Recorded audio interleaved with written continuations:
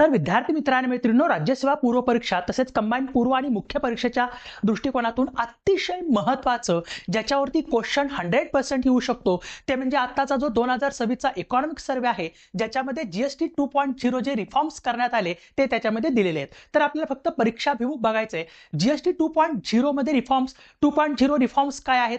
तर आता जीएसटीचे आपण 2 रेट स्ट्रक्चर स्वीकारलेला आहे, 2 टियर सिस्टम स्वीकारलेले आहे त्याच्यामध्ये. तर त्याच्यामध्ये आता 5% आणि 18% हा स्टँडर्ड रेट ठरवलेला आहे आणि 5% हा मेरिट रेट आपण ठरवलेले आहेत. म्हणजे मधले जे स्लॅब होते दोन 12% आणि 28% स्लॅब आता काढून टाकलेला आहे. तर आता फक्त 2 टियर सिस्टम आपण स्वीकारलेले आहे, 2 रेट स्ट्रक्चर 5 आणि 18%. आणि जे डिमेरिट गुड आहेत, जे आपली हेल्थ खराब करतात आणि जे लक्झरी गुड्स आहेत, साइन गुड्स राईट, त्याच्यावरती आता पण 40% जीएसटी आकारला जातो. तर आता कोणकोणते वस्तू आहेत ज्याच्यावरती 40% जो जीएसटी आहे तो आकारला जातो? तर त्याच्यामध्ये बघा कोणकुठले टोबॅको जे आपल्या आरोग्य खराब करतात राईट, म्हणजे ते डिमेरिट गुड आहे. पान मसाला, एरेटेड ड्रिंक्स आणि जे लक्झरी गुड्स आहेत त्या लक्झरी गुड्सवरती आता पण 40% जीएसटी आकारला जातो. हे लक्षात ठेवा, याच्यावरती क्वेश्चन येऊ शकतो. तर आता आपण सिम्पलर काय केलेले 2 टियर सिस्टम 5 आणि 18%ची ही स्वीकारलेली आहे. तर